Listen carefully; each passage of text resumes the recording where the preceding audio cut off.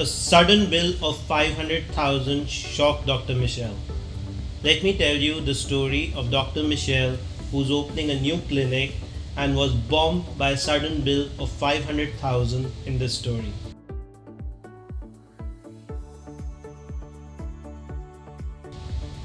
Hi, I'm Siddharth Paul. Thanks for watching my podcast.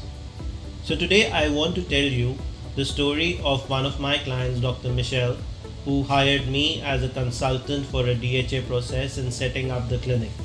I met Dr. Michelle in my office last year. She had flown down from UK to set up a state-of-art polyclinic in Dubai. She had visited various consultants, done her homework, and was pretty much aware of various steps that are required and confident that she can set up the center on her own.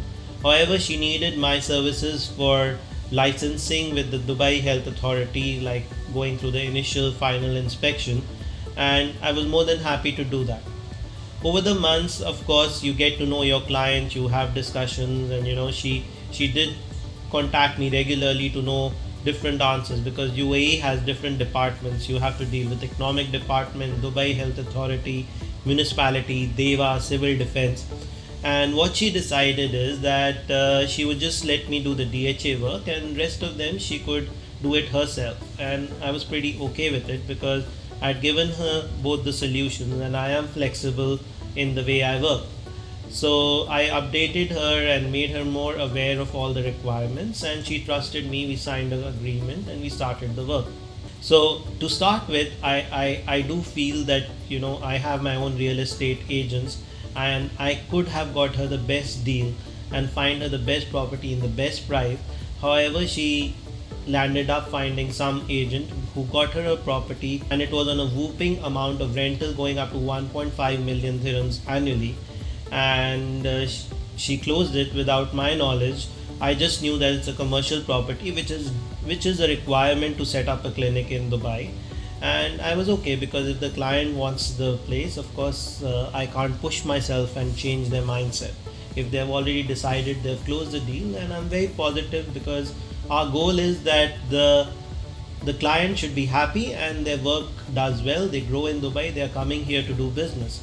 So, but there are some more things one has to be aware of when you are closing such a huge amount of rental, because when you take out your trade license, it will also have 5% of the rental amount calculated in your license, and that would be annually.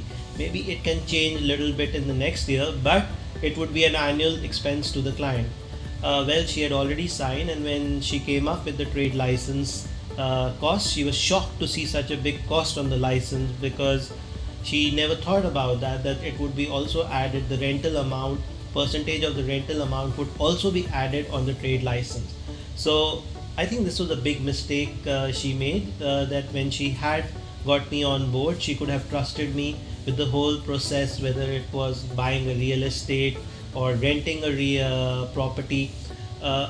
Having me on board, the whole idea was that I can consult and guide her. Thereon, things started. Of course, I got her the initial approval in the promised time from DHA, and we did the whole layout, whole engineering drawing, the sockets, the planning of rooms, the consultation, treatment room. We did all that for her in the time. We made the policies, everything. And after the initial approval, she started her work with the contractor, which she found herself. And of course, I had no communication with the contractor, but we gave her the layout and we discussed the drawings with the contractor. Now, what is this very important thing to know here is that if you have a contractor on board, so it's the job of the contractor to make the right MEP drawings and get those approvals from municipality. And there was some cost cutting, and she found a cheaper contractor who was ready to get her all approvals. So be sure who you're working with knows what he's doing, because everyone says, yeah, we will get you the approval, we'll get this done, but it's not that easy. So anyways, she went through the job, and now I think 5 to 6 months have passed, and it was a nightmare, because after she finished the job, everything was done. There was a shocker from the contractor, much expected.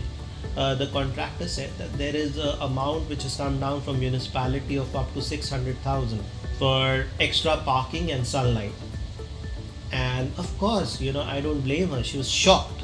And when you spend so much money in building, in constructing, and the other expenses, and suddenly you have a bang that you have 1,000 to pay up, which was never planned, anyone would be shocked.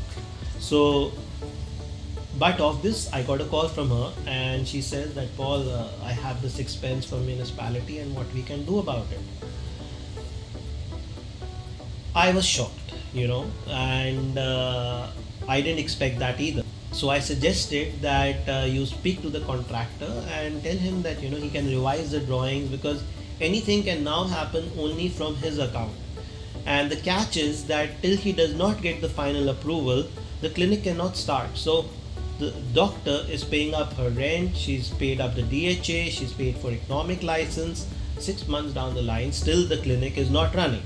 So now she has to clear this expense or get the approval from municipality and Deva to get the final approval to run the clinic. So it's a catch-22 situation, and only the contractor she chose is the one who can submit these papers. So with my own connections and influence in the industry, I spoke to people, I got ways around it, how we can solve the problem, how we can discuss with the landlord and get her some extra parking space, pay a fine for the sunlight, or find a solution. We did all the permutation combinations, and I told her now I can introduce the contractor to the right persons who will tell him how to change the drawings and submit the new drawings. But to our shock, the contractor never wanted to deal with me.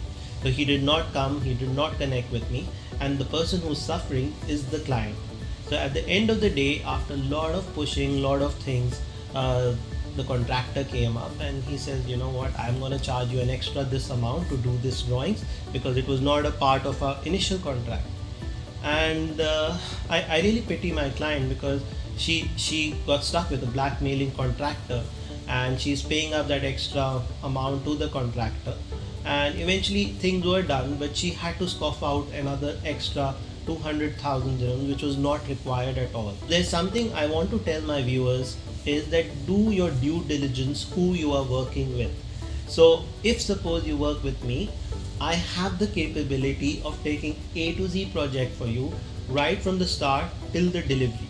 You don't have to have separate people, because in your mind, if you keep different agents for different things, maybe you might save some money, but eventually you might end up paying much more than you would have paid to a professional person who can do A to Z job for you. And this is very, very important to learn from this episode. So I'm sure and I can guarantee that if Dr. Michelle had given me the whole project, starting from the economic department, DHA, municipality, civil defense, Deva, I would got her all the approvals, finish the construction in time, because time is money. She's paying the rent, she's paying all the expenses. Now she needs the business to be started to make more money. So remember that when you're working with people, do your due diligence and then trust them and give them the whole job. They are accountable, they will complete it for you.